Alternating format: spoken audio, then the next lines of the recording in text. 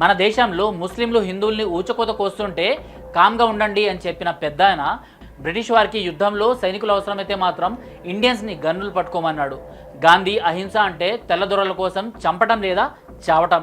గాంధీకి అరాచక సిద్ధాంతం అర్థమైంది కాబట్టే శంకరన్ నాయర్ 1922లో గాంధీ అండ్ అనార్కీ అనే పుస్తకం రాశారు.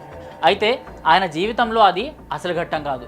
శంకరన్ నాయర్ చరిత్రలో బ్రిటిష్ కోర్టుల్ని కూడా గడగడలాడించిన ఒకే ఒక్క ఇండియన్ లాయర్గా మిగిలిపోయారు. ఆయనకు తెల్లోళ్ళు ఇచ్చిన పదవి, సర్ అన్న బిరుదు వగేరా వగేరా అన్ని వదిలి జలియన్వాలా బాగ్ కేసులో నేరుగా బ్రిటిష్ సింహాసనంతోనే పోరాటానికి దిగాడు.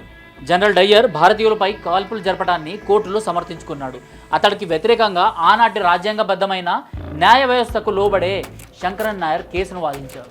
ఆయన ఒక్కడి పట్టుదల సోకాల్డ్ సూర్యుడు అస్తమించని 1919 నాటి బ్రిటిష్ సామ్రాజ్యపు ఒళ్ళు బలుపు అంచగలిగింది. ఎలా? శంకరన్ నాయర్ ఏం చేశారు?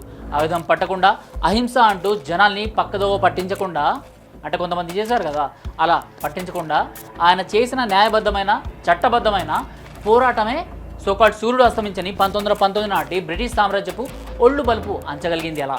శంకర్ నాయర్ ఏం చేశారు?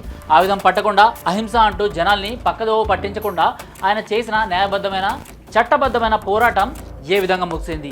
ఇంకా ఆసక్తి ఉంటే the case that shook the empire అనే బుక్ చదివి కూడా తెలుసుకోవచ్చు. ఆ పుస్తకం ఆధారంగానే Kesari chapter 2 the untold story of Jallianwala Bagh రూపొందించబడింది.